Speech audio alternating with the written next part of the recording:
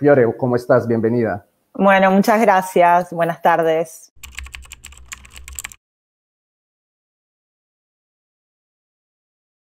El problema principal ya es el nombre, o sea que conservación de la biodiversidad nos parece algo bueno. Entonces, de por sí, estamos listos para justificar y sacrificar cualquier ser humano y cualquier otra cosa en el nombre de este bien superior.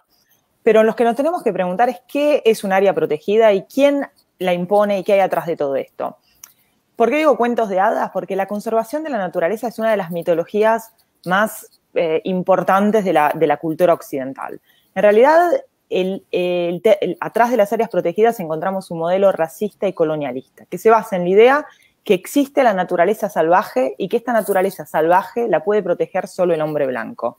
Entonces se crean estas reservas, sobre todo para que los blancos puedan cazar, pero también puedan disfrutar estéticamente como turistas de la naturaleza, y se expulsan a todos los indígenas que vivían adentro. Y no se considera el rol fundamental que tuvieron estos pueblos en proteger a la naturaleza. Se les niega totalmente. Por eso a veces hablamos nosotros de ecofascismo, porque están dispuestas a proponer el sacrificio de una parte de la humanidad para poder crear estos parques a tema, porque no hay otra manera, de estos parques como Disneyland, ¿no? De naturaleza artificial, donde solamente los que pagan pueden entrar.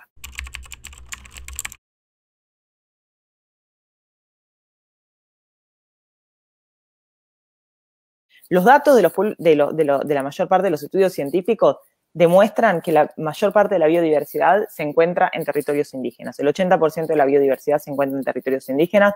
Los territorios de los pueblos indígenas tienen objetivos de conservación mejor que las áreas clásicas protegidas. En el nombre de la ciencia también se cometieron muchísimos crímenes.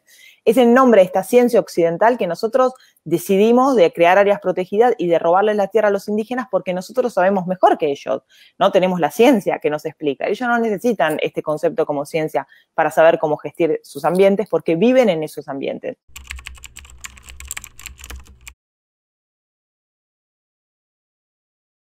Lo que estamos hablando es un tipo de colonialismo, el colonialismo verde. Las áreas protegidas están creadas sin alguna forma de participación o proceso de consentimiento de los pueblos indígenas o de ninguna población local que vive en ese lugar. Nadie les pregunta cómo podemos ayudarlos a ustedes a proteger la naturaleza. Se impone este modelo que fue elaborado, como expliqué, en Occidente.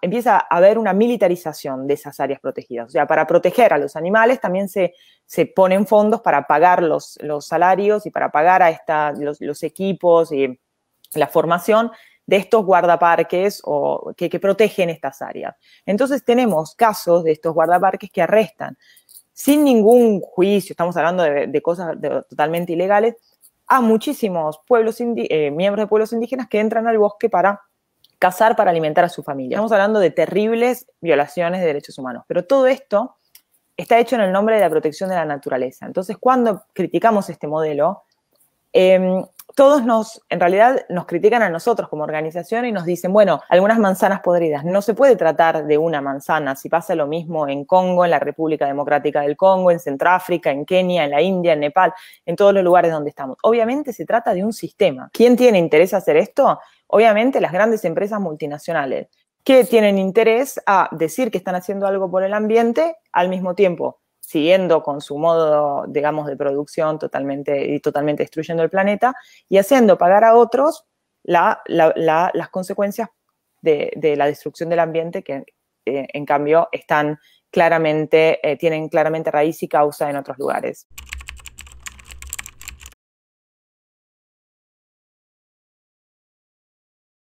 ¿Cuál es la visión de las organizaciones de conservación de la naturaleza? Que la gente deje de vivir de la autosubsistencia comiendo, cazando y que todos pasemos a consumir carne de fábrica. El problema no está en el hecho de que vivimos, como decían, muy cerca de la naturaleza y por eso nos contagiamos de enfermedades.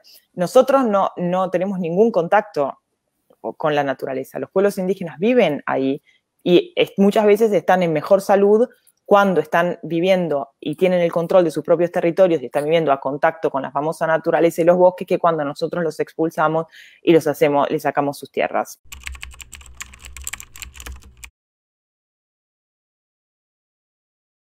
La cosa fundamental es proteger y respetar los derechos de los pueblos indígenas. Poner a los pueblos indígenas en el corazón de un cualquier modelo de conservación. Queremos conservar la biodiversidad, vamos a ir a preguntarle a las personas que la están protegiendo desde hace generaciones cómo se hace y cómo podemos ayudarlos, ¿no? Pero también darse cuenta que no se puede proteger la naturaleza nada más en ciertas áreas del mundo, que vivimos en un planeta único y que aunque protejamos, reconociendo los derechos de los pueblos indígenas, una parte del planeta, los efectos de lo que producimos nosotros de este lado no protegido van a obviamente tener consecuencias para ellos. Y lo que nosotros hacemos acá va a tener una consecuencia del otro lado de allá. Entonces, el primer modelo de conservación lo tendríamos que aplicar nosotros en las sociedades occidentales, no imponerlo.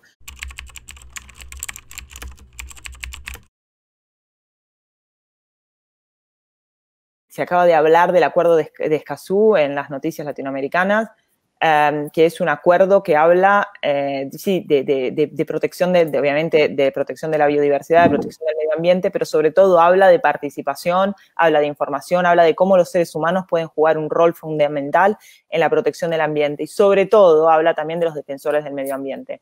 Porque si queremos empezar a proteger a la naturaleza, tenemos que empezar a proteger primero a las comunidades que mejor la protegen, que son muchas veces pueblos indígenas. Es un tratado que abre la puerta a la posibilidad de que se una la componente humana con la componente de la naturaleza, porque se dice, los seres humanos tienen derecho a vivir en un ambiente sano y tienen derecho a informarse sobre qué consecuencias tienen los proyectos económicos sobre sus tierras, tienen el derecho de poder ir a la Corte de Justicia si una empresa o un gobierno violan estos derechos y hay garantías de protección de los defensores del ambiente. Yo creo que a nivel legislativo, América Latina está totalmente a la vanguardia. Pensemos también a los derechos de los pueblos indígenas. En Colombia se reconoce los derechos territoriales de los pueblos indígenas. Existe la categoría jurídica de resguardo. O sea, el derecho colectivo a la tierra es totalmente, yo se los digo de persona que vive en Europa, es totalmente revolucionaria como concepto.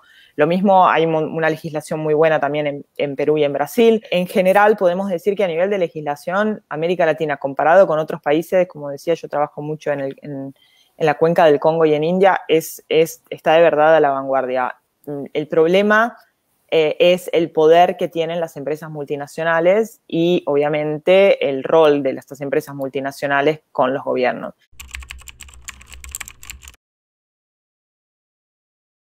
Los acuerdos internacionales no van a resolver el problema, pero van a poner una barrera y van a dar un instrumento que los ciudadanos pueden usar para poder denunciar las cosas. Como todo, las Naciones Unidas no van a resolver nuestros problemas, pero nos dan un instrumento más al que podemos acceder cuando nuestros derechos son violados. Y lo que también estamos notando es que cuando las instituciones internacionales reconocen la existencia de un problema, es mucho más fácil denunciar lo que está pasando.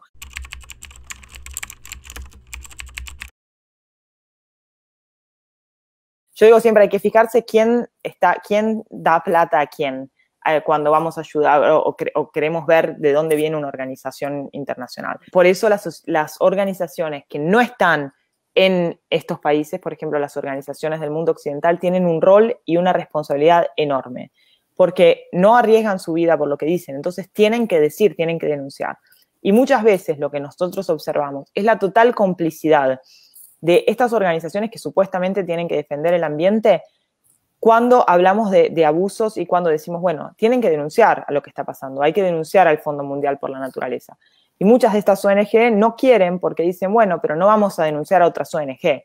Denunciar a una empresa multinacional está bien, pero denunciar a una ONG no. Este tipo de complicidad es lo que hace que este sistema siga funcionando. No podemos pedirle a las organizaciones de la sociedad civil, no sé, en el Congo, donde hay una dictadura después de 30 años, que denuncien más, porque más de lo que hacen es casi imposible con los medios que tienen. Y obviamente porque denunciar lo que pasa significa que terminen en la cárcel o que pierdan su vida. Como sociedad civil en Occidente y sobre todo como los que causamos este tipo de modelo y la destrucción del planeta, somos nosotros los que tenemos la responsabilidad de denunciar y de hablar y de movilizarnos.